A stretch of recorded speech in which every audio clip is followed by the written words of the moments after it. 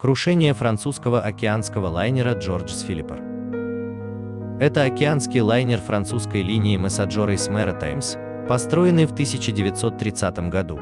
Во время своего первого рейса в 1932 году он загорелся и затонул в Аденском заливе, погибло 54 человека.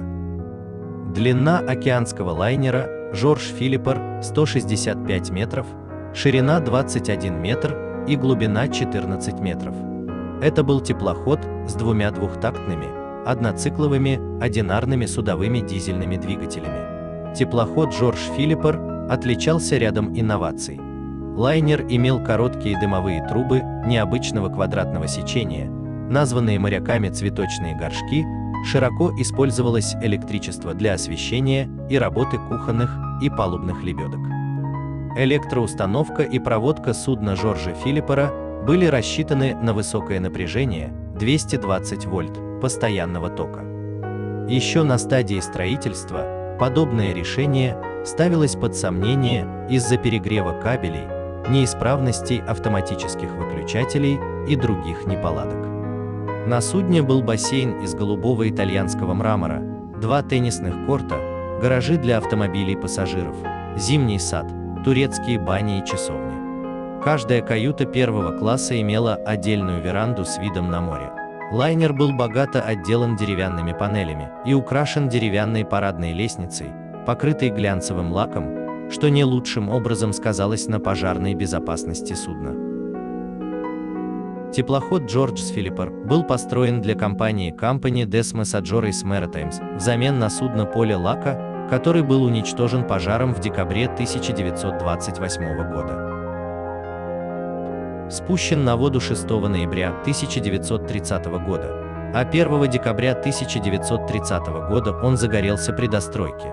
Теплоход был завершен в январе 1932 года и зарегистрирован в Марселе.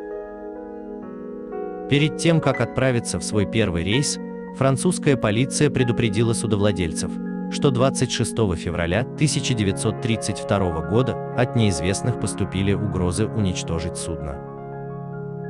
Georges Philipper без происшествий добрался в Якогаму, оттуда направившись в обратный путь, зайдя в Шанхай и Коломбо, покинул Коломбо с 347 членами экипажа и 518 пассажирами на борту. Дважды срабатывала пожарная сигнализация в складском помещении, но возгорания не было обнаружено. 16 мая, когда Georges Philipper находился в 269 километров от мыса Гвардафуй, около 2 часов ночи, в каюте люкс номер 5, занимаемой мадам Валентин, вспыхнул пожар, вызванный неисправностью проводки. Из-за возникшей заминки, когда капитан Антон Вик узнал о возгорании, огонь уже достаточно широко распространился по судну. Команда применяла разные методы для тушения пожара, но безуспешно.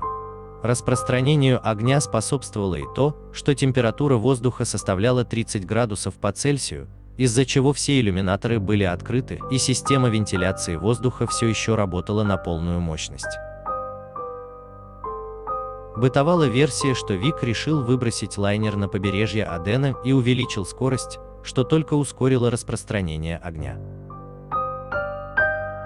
Однако эти сообщения не обоснованы, так как машинные отделения были эвакуированы, а корабль оставлен дрейфовать.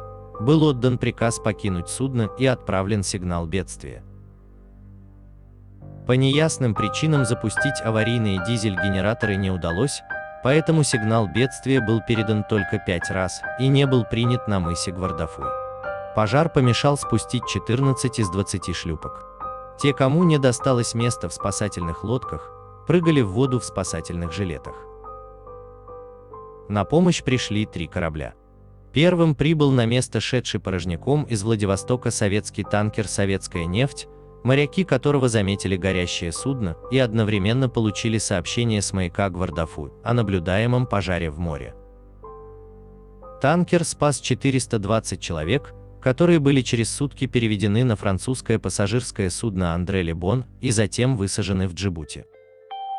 Они вернулись во Францию на французском пассажирском судне General Voiron.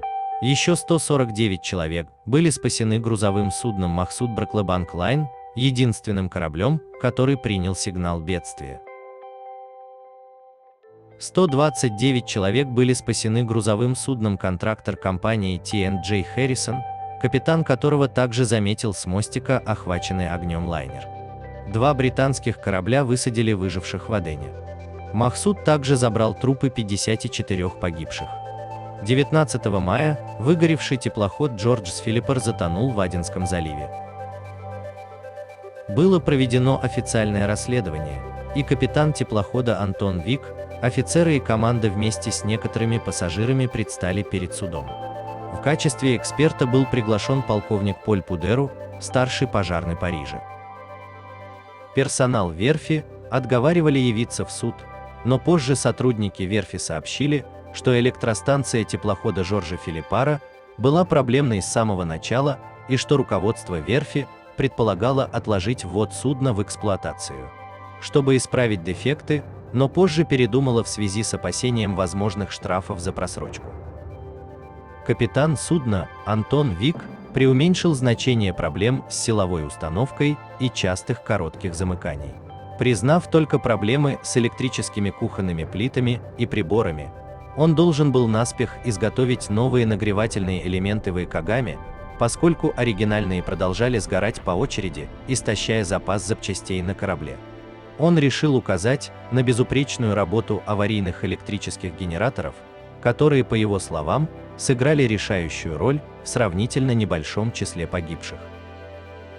Заявления капитана Вик, вероятно, были основаны на предвзятости компании по причинам страхования, но тем не менее, расследование пришло к выводу о катастрофическом пожаре, вызванном неисправностью в высоковольтной электросети постоянного тока корабля, и рекомендовало как можно больше запретить деревянную фурнитуру и панели.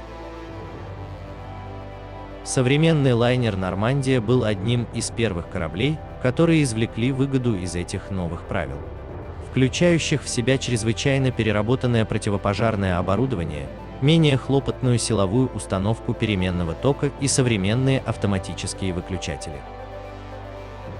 По иронии судьбы, это не помешало «Нормандии» сгореть в Нью-Йорке в 1942 году, поскольку неопытная команда береговой охраны США сменила французскую команду и не была знакома с оборудованием.